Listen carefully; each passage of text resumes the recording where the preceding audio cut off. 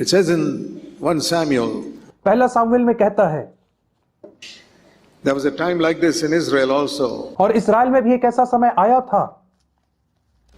In 1 Samuel and chapter 3, पहला सामुएल और उसका 3रा अध्याय verse 1, और उसका पहला वचन, it says, in the last days the word from the Lord was rare and visions were infrequent. पहला सामुएल 3 अध्याय और उसका पहला वचन कहता है कि उन दिनों में यहोवा का वचन दुर्लभ था और दर्शन कम मिलते थे। यहोवा का वचन दुर्लभ था और दर्शन कम मिलते थे। Now it's speaking here about revelation, और यहाँ पे प्रकाशन के विषय में बात कर रहा है, not about the type of vision somebody says, I saw an angel, और वह दर्शन नहीं जैसे कई लोग कहते हैं कि मैंने स्वर्गदूत saw देखा some light. या मैंने बहुत ज्योति देखी। No, even the devil can come like an angel of light, the Bible says. Bible कहती है कि शैतान भी ज्योतिर्मय स्वर्गदूत का रूप धारण करके आता है। I don't believe all these people who say, I had a vision of an angel or I had a vision of this thing, that thing. और मैं इन सारे लोगों का विश्वास नहीं करता जो कहते हैं मुझे स्वर्गदूत का या This is इसका speaking दर्शन मिला। about revelation on the word of the Lord. लेकिन यहाँ पे परमेश्वर के वचन के प्रकाशन के विषय में बात कर रहा है। The word of God was not rare those days, but the word of the Lord was rare. परमेश्वर का वचन उन दिनों में दुर्लभ नहीं था, परंतु यहोवा का वचन उन दिनों में दुर्लभ हो गया था। The word of God was the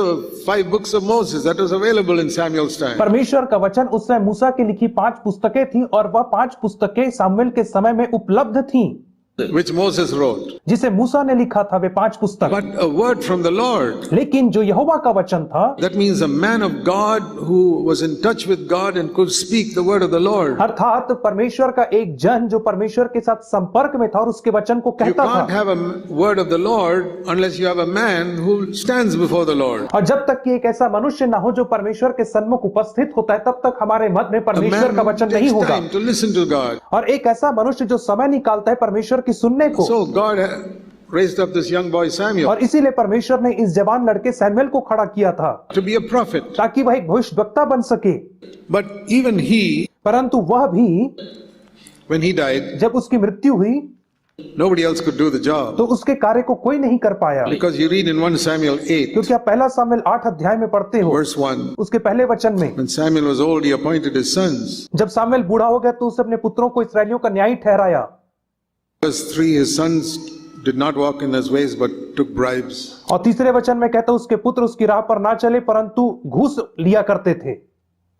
Imagine 2 sons who grew up in the house of the greatest prophet of that time and they became corrupt. और आप कल्पना करिए कि 2 बेटे जो उस समय के सबसे बड़े भविष्यवक्ता के घर में पाले पोसे गए और बड़े होकर के वे दोनों बेटे भ्रष्ट हो गए। You can live as the son of a prophet and not be a prophet yourself. और आप एक भविष्यवक्ता के बेटे होकर के उसके घर में रह सकते हैं, लेकिन आप स्वयं भविष्यवक्ता नहीं हो सकते। यह संभव है। It's not a question of going to a particular church or living in somebody's home. और यह किसी विशेष कलीसिया में जाने का, किसी घर में रहने का सवाल नहीं है। It is waiting on the Lord and reading His Word and listening to His voice. और यह परमेश्वर के चरणों में बैठना और उसके वचन का अध्ययन करना और उससे सुनने से संबंध Obeying रखता His है voice. और उसकी आज्ञा का पालन करना। So that is going to be the famine in the last days. और इसी चीज का तो अकाल पड़ जाएगा अंतिम दिनों में। We have to store up the Word of God in our hearts. और हमें यहोवा के वचन को हमारे हृदय में जमा रखना Particularly है, the Word that keeps us from sin. विशेष करके उस वचन को जो हमें पाप करने से बचाता है। It is possible that the message of freedom from sin that we have preached for so many years in CFC is becoming diluted now. और यह संभव है कि पाप के ऊपर जय प्राप्त करने का संदेश जिसे हम इतने वर्षों से सीएफसी में प्रचार कर रहे हैं, धीरे धीरे डाइल्यूट होता जा रहा है। Is it being preached in your church as regularly as it was preached 25 years ago? और क्या यह आपकी कलीसिया में वैसे ही नियमित तौर पर प्रचार किया जा रहा है जैसे यह 25 साल पहले प्रचार किया जाता था? What is the message being preached in your church? और आपकी कलीसिया में कौन सा संदेश प्रचार किया जा रहा है? Are you being taught to be free from anger? क्या आपको क्रोध से स्वतंत्रता के विषय में प्रचार किया जाता Free है? from seeing filthy pictures on the computer or on your cell phone? और कंप्यूटर या आपके सेल फोन में गंदे चीजों को देखने से आजादी के विषय में क्या आपके चर्च में प्रचार होता है? Free from murmuring and complaining? कुड़कुड़ाने बुड़बुड़ाने से स्वतंत्रता के विषय में Are you being taught still to give thanks for everything? क्या आपको अभी भी सिखाया जाता है कि हर एक बातों में धन्यवाद देना चाहिए Trust God as your Father and never to be anxious about anything? और परमेश्वर के ऊपर पिता के तौर पे भरोसा करना और किसी भी चीज के लिए कभी व्याकुल और विचलित ना होना And not to run after money, but to run after obedience to the word of God, और पैसे के पीछे नहीं भागना, परंतु परमेश्वर की आज्ञा मानने के पीछे पीछे भागना, and to live in your homes as husband and wife in peace. और अपने घर में ऐसे पति पत्नी बन करके रहना जो हमेशा शांति में रहे। Those are the messages we have preached from the beginning. और यही तो वह संदेश है जिन्हें हमने शुरुआत से प्रचार किया है। Is it being diluted? Is water being added to the milk? और क्या यह संदेश में मिलावट हो गई है? क्या दूध में पानी की मिलावट कर दिया गया है यहाँ पे? Then you know the standard is coming down in your church. और तब आप जान जाएंगे कि जो स्तर है, मानक स्तर, वो आपकी कलीसिया में नीचे और नीचे नीचे आ गए हैं। That is what the devil is doing, not turning off the electricity. यही काम तो शैतान कर रहा है, बिजली गोल करने का काम शैतान नहीं करता है। See what it says here. देखिए यहाँ पे क्या कहता है, Verse 11, Matthew 24:11. मत्ती 24 के 11 वचन में, Many false prophets will arise and mislead many. बहुत से झूठे भविष्यवक्ता उठ खड़े होंगे और बहुतों को भरमाएंगे। Which book will these false prophets use? और ये झूठे भविष्यवक्ता कौन सी पुस्तक का इस्तेमाल करके प्रचार करेंगे? They are not going to use the book of any other religion. और ये झूठे भविष्यवक्ता किसी और धर्म की पुस्तक का इस्तेमाल नहीं करेंगे। Every false prophet will use the Bible. हर एक झूठा भविष्यवक्ता बाइबल का ही इस्तेमाल करेगा। No false prophet will come into the pulpit of a church and take some other book and start preaching. कोई भी झूठा भविष्यवक्ता कलीसिया के पुलपिट में आकर के दूसरे धर्म की Then पुस्तक से immediately प्रचार you नहीं know करेगा। he's a false prophet. नहीं तो आप तुरंत जान जाएंगे कि यह झूठा व्यक्ति है। But when he comes with the Bible, परंतु जब वह व्यक्ति बाइबल के साथ आता and he है quotes from the Bible, और बाइबल से लेकर के आपके सामने प्रचार करता है, talks about some unimportant one verse and not the most important teaching in the New और Testament. आपके सामने कुछ ही बहुत ही गैर महत्वपूर्ण एक वचन को प्रचार करता है और नए नियम के महत्वपूर्ण बातों को छोड़ देता है। There are important truths and unimportant truths in the Bible. और बाइबल में गैर महत्वपूर्ण और महत्वपूर्ण दोनों प्रकार के सत्य पाए जाते हैं। For example, उदाहरण स्वरूप, to be free from sin is more important than women veiling their heads. पाप से स्वतंत्रता महिलाओं के सिर ढाकने से ज्यादा महत्वपूर्ण सत्य माना जाता है। Yeah, we teach that women must veil their heads, but that is not as important as being free from anger and being free from sexual lust. हाँ, हम सिखाते हैं कि स्त्रियों को सिर ढाकना है, लेकिन यह क्रोध से और लस्ट से स्वतंत्रता की तुलना में उतना महत्वपूर्ण नहीं है। See which are the more important commandments. और आपको देखना है कि सबसे ज्यादा महत्वपूर्ण आज्ञाएं कौन सी हैं। See, Jesus spoke in Matthew chapter 5 मत्ती 5 अध्याय में यीशु मसीह ने कहा about Matthew 5 and verse 19 मत्ती रचित सुसमाचार 5 अध्याय और उसका about 19 the वचन, least commandment. और छोटी सी छोटी आज्ञाओं के विषय में उसने कहा, That even the least commandment is important, he said. और उसने कहा कि छोटी से छोटी आज्ञा भी बहुत ही ज्यादा महत्वपूर्ण है, So that also we must teach. और इसलिए हमें उसे भी सिखाना है। That teaches us there are least commandments. और यह बात हमें यह शिक्षा देती है कि हाँ, छोटी छोटी आज्ञाएं पाई जाती हैं, But we must also see the most important one. लेकिन हमें सबसे महत्वपूर्ण आज्ञाओं को भी देखना है। The false prophets will mislead you about the most important commandment. और जो झूठे भविष्यवक्ता लोग हैं वो आपको सबसे महत्वपूर्ण आज्ञा के विषय में धोखा देंगे। And what will be the result of the preaching of these false और prophets? इन झूठे भविष्यवक्ताओं के प्रचार का परिणाम स्वरूप क्या होगा? Matthew 24:12. मत्ती रचित सुसमाचार 24 का 12 Verse 11 he says, many will be misled. 11 वचन में कहता है कि बहुत सारे लोग आएंगे और बहुतों को भरमा करके चले जाएंगे। And then verse 12, the result will be this. और तब 12 वचन में कहता है कि इसका जो परिणाम है वो ऐसा Matthew होगा। 24 verse 12. मत्ती रचित सुसमाचार 24 अध्याय और उसका 12 वचन, Sin will increase. पाप बढ़ जाएगा, Lawlessness increase means sin will increase. अधर्म बढ़ जाएगा अर्थात पाप बढ़ जाएगा। So this is the way to find out whether false prophets are preaching in your church. और यह एक तरीका इस बात का पता लगाने के लिए कि क्या झूठे भविष्यवक्ता आपकी कलीसिया में प्रचार करते You हैं। may say false prophets will never preach in a CFC church.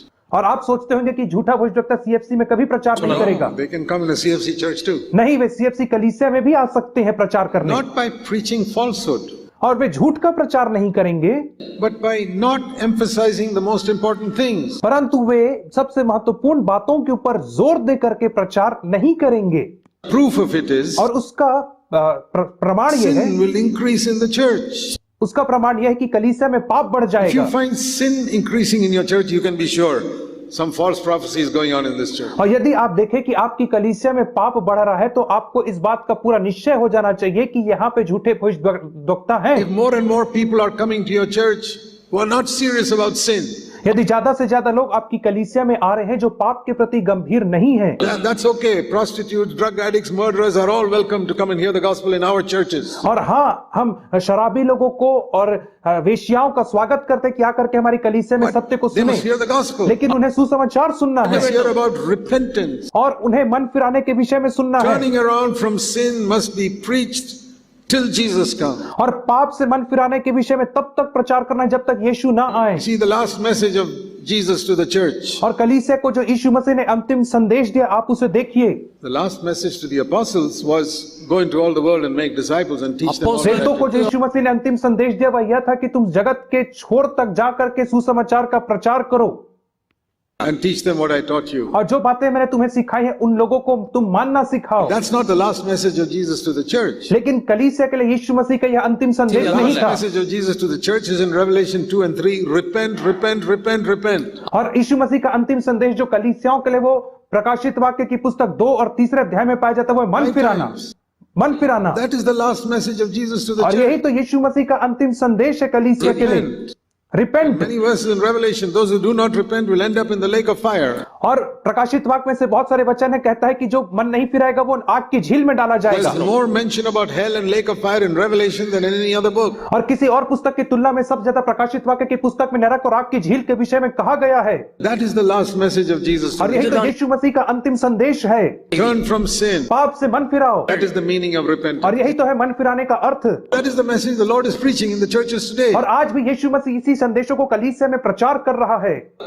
So the Old Testament prophets had many different emphases. और इसलिए जो पुराने नियम के भविष्यवक्ता थे उनका अलग अलग बातों के ऊपर जोर हुआ करता था। Some of them, like Isaiah, predicted the future. और कई लोग यशायाह के समान जो थे वे भविष्य की बातों को बताते थे। But some of the greatest prophets in the Old Testament never predicted the future. लेकिन पुराने नियम के सबसे बड़े भविष्यवक्ताओं में से कई लोगों ने कभी भविष्य नहीं बताया। Today in Pentecostal churches, they say prophet is one who predicts something about और the आज future. पेंटिकॉस्टल कलीसिया में वे लोग कहते हैं कि भविष्यवक्ता वो होता है जो भविष्य को बताता है, उसे वे भविष्यवक्ता Elijah कहते never हैं। predicted the future, and he was one of the greatest prophets in the Old Testament. एलिय्याह ने कभी भविष्यवाणी नहीं किया लेकिन वो सबसे बड़ा भविष्यवक्ता हुआ। Samuel, he never predicted the future. Samuel ने कभी भविष्य नहीं बताया लेकिन वो भविष्यवक्ता था। John the Baptist, the greatest prophet, he never predicted the future. यूहन्ना बपतिस्मा देने वाला जो सबसे बड़ा भविष्यवक्ता था उसने कभी भविष्य नहीं बताया। There's one message that every prophet from Moses, from Noah to Moses to John the Baptist preached. लेकिन एक ही संदेश है जिसे हर एक भविष्यवक्ता मूसा से लेकर के नूह से लेकर के यीशु मसीह तक जिसे हर किसी ने प्रचार किया है, मन Turn फिराना, from sin. पाप से मुड़ना। What did Noah preach? नूह ने क्या प्रचार Turn किया? from sin.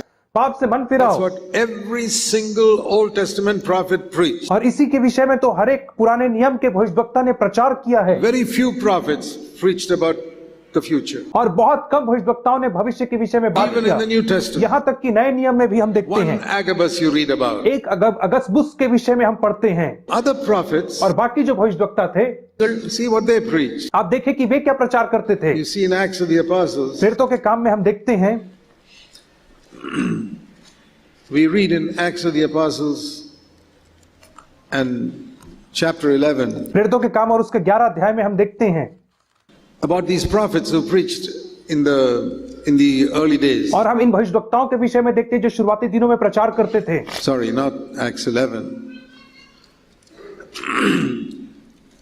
First of all, turn to Acts 13. प्रेरितों के काम और उसके 13 अध्याय को हम सर्वप्रथम देखेंगे। In those days, there were prophets and teachers in the church, and they ministered to the Lord with fasting. और 13 अध्याय के एक वचन में कहता भविष्यवक्ता और उपदेशक हुआ करते थे उस समय कलीसिया में, और वे लोग क्या And करते थे? they प्रार्थना और उपवास set करते apart थे। Paul and Barnabas to go and preach the gospel. और उन्होंने पौलुस को और बरनबास को अलग किया था ताकि वे लोग जा करके सुसमाचार का प्रचार करें। They laid hands on them. और उन्होंने उनके ऊपर हाथ रखे थे। When these Paul and all Barnabas went out, और जब ये पौलुस और बरनबास बाहर जाते हैं what was the message they preached? तो उन्होंने किस संदेश का प्रचार किया? Acts chapter 20. प्रेरितों के काम 20 अध्याय को देखिए। The prophets had laid hands on Paul and Barnabas, और भविष्यवक्ताओं ने इन पौलुस और बरनबास के ऊपर हाथ रखा था, anointed them to preach a particular message. और उनका अभिषेक किया था कि वे एक विशेष संदेश का प्रचार करें। And when they went away, और जब वे लोग बाहर गए, we read in Acts 20, हम प्रेरितों के काम 20 अध्याय में पढ़ते हैं, verse 21, 21 वचन में हम the पढ़ते हैं, message they preached everywhere was repentance and faith. और जिस संदेश का उन्होंने प्रचार किया हर जगह वह यह था कि मन फिरा और When विश्वास करो। prophets laid hands on somebody and passed on an anointing, और जब भविष्यवक्ताओं ने अपना हाथ रखा किसी व्यक्ति के ऊपर और अपने अभिषेक को हस्तांतरित they किया, didn't predict the future. They preached repentance and faith. तो उन लोगों ने कभी भविष्य नहीं बताया, परंतु उन्होंने मन फिराने और This is विश्वास New के विषय में Testament प्रचार किया। prophecy. और ये नए नियम की भविष्यवाणी है। Very important to ये understand. बहुत ही ज्यादा महत्वपूर्ण है और इसे हमें समझने की आवश्यकता है।